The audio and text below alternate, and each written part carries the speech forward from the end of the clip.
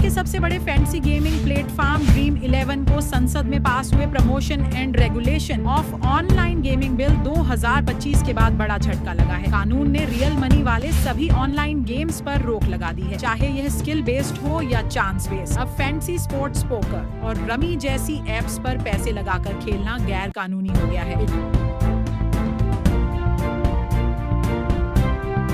Legal उल्लंघन करने पर जेल या करोड़ों रुपए तक का जुर्माना तय है। बिल में ई स्पोर्ट्स और सोशल गेमिंग को बढ़ावा देने का प्रावधान भी रखा गया है। 21 अगस्त को लोकसभा और राज्यसभा ने यह बिल पास किया। फिर 22 अगस्त को राष्ट्रपति द्रौपदी मुर्मू ने इसे कानून में बदल दिया, यानी मंजूरी देते हुए बताया कि इसका मकसद गेमिंग एडिक्शन और आर्थिक नुकसान से बचाना है। साथ ही प्लेटफॉर्म पर होने वाली धोखाधड़ी, मनी लॉन्ड्रिंग और राष्ट्रीय सुरक्षा के जोखिम से सुरक्षा करना, हिफाजत करना। ड्रीम 11 की लगभग 90% कमाई पेड कॉन्टेस्ट से होते थे। वित्त वर्ष 2004 से 25 में प्लेटफॉर्म ने करीब 9,600 करोड़ का रेवेन्यू कमाया था, जिसमें क्रिकेट वर्ल्ड कप के दौरान रिकॉर्ड कमाई शामिल थी। बिल लागू होते ही इसका मुख्य बिजनेस मॉडल ठप हो गया ड्रीम 11 का। अब कंपनी ने नया स्टेटमेंट जारी किया है। कहा है, हमने ड्रीम 11 पर सभी पेड कॉन्टेस्ट बंद कर दिए हैं और पूरी तरह से free to play online social game बन गए हैं। जब हमने 18 साल पहले एक स्पोर्ट्स टेक कंपनी के रूप में यह सफर शुरू किया था, तब हम यूएसए फटसी स्पोर्ट्स इंडस्ट्री के 1% के भी बराबर नहीं थे। ड्रीम 11 का फटसी स्पोर्ट्स प्रोडक्ट हमारा तरीका था पूरे भारत के लिए मेक स्पोर्ट्स बेटर करने का। इस जुनून, विश्वास और made in India for India by Indians की भावना के साथ हम दुनिया का सबसे बड़ा फैंटेसी स्पोर्ट्स प्लेटफॉर्म बन गए। हम हमेशा से एक कानून का पालन करने वाली कंपनी रहे हैं और कानूनों के अनुसार अपना बिजनेस चलाते आए हैं। हालांकि हमारा मानना है कि प्रोग्रेसिव रेगुलेशन से सही दिशा होती, लेकिन हम कानून का सम्मान करेंगे और डॉट promotion and regulation of online gaming law 2025 का पूरा पालन करेंगे। हमारे पास FanCode, Dream Set Go और ड्रीम गेम स्टूडियोज जैसे शानदार स्पोर्ट्स टेक बिजनेसेस हैं। साथ ही ड्रीम स्पोर्ट्स फाउंडेशन भी है। ये सभी हमारे मेक स्पोर्ट्स बेटर के विच को आगे बढ़ाएंगे और हमारे माननीय प्राइम मिनिस्टर के भारत को ग्लोबल स्पोर्टिंग सुपर पावर बनाने के सपने को पूरा करने में मदद करेंगे। यह सारा कुछ ड्रीम 11 ने कहा। आगे ड्रीम 11 कहता है, आपके सारे प्यार और भरोसे के लिए धन्यवाद। हमारी सेकंड इनिंग्स में मिलते हैं दी ड्रीम 11 टीम। इसी बीच सीईओ जो ड्रीम 11 के सीईओ हैं हर्ष जैन, उन्होंने कर्मचारियों को इंटरनल नोटिस भेजा कि अब कोई कानूनी रास्ता नहीं बचा जिससे पेड कॉन्टेस्ट चलाए जा सके। उन्होंने स्टाफ को ट्रांजिशन प्लान का भरोसा भी दिलाया। 2008 में हर्ष जैन और भावित सेठ ने मिलकर ड्रीम 11 की नींव रखी थी। देखते ही देखते यह देश का नंबर 1 फैंटेसी स्पोर्ट्स प्लेटफॉर्म बन गया। 28 करोड़ से ज्यादा यूजर्स जुड़ गए। आईपीएल से लेकर टीम इंडिया तक कंपनी ने मोटा इन्वेस्टमेंट किया। 2021 में कंपनी की वैल्यूएशन 8 बिलियन तक पहुंच गई थी, लेकिन अब कानून के इस तगड़े झटके ने सब कुछ उलट पुलट कर दिया है। ऑनलाइन गेमिंग बिल 2025 पास होने के बाद अब नया सवाल टीम इंडिया की जर्सी स्पॉन्सरशिप को लेकर भी खड़ा हो गया है। ड्रीम 11 अभी तक भारतीय क्रिकेट टीम का ऑफिशियल शर्ट स्पॉन्सर है। ऐसे में अब टीम इंडिया की जर्सी पर ड्रीम 11 का लोगो रहेगा या हट जाएगा, यह भी बड़ा कंफ्यूजन बन गया है। अब इसी स्पॉन्सरशिप को लेकर भी संशय है। बीसीसीआई सेक्रेटरी देवजीत सेकिया ने फाइनेंशियल एक्सप्रेस को बताया कि बोर्ड देश के कानून का पूरा सम्मान करेगा। नए नियमों में अनुमति मिलने पर ही ड्रीम 11 की जर्सी स्पॉन्सरशिप जारी रहेगी, नहीं तो बीसीसीआई तुरंत कदम उठाएगा। बीसीसीआई और ड्रीम 11 के बीच जुलाई 2023 से मार्च 2026 तक की 358 करोड़ की डील है, जिसमें महिला और पुरुष दोनों टीम्स की जर्सी पर उनका लोगो रहता है। फिलहाल इस खबर में इतना ही। आपके लिए तमाम जानकारी जुटाकर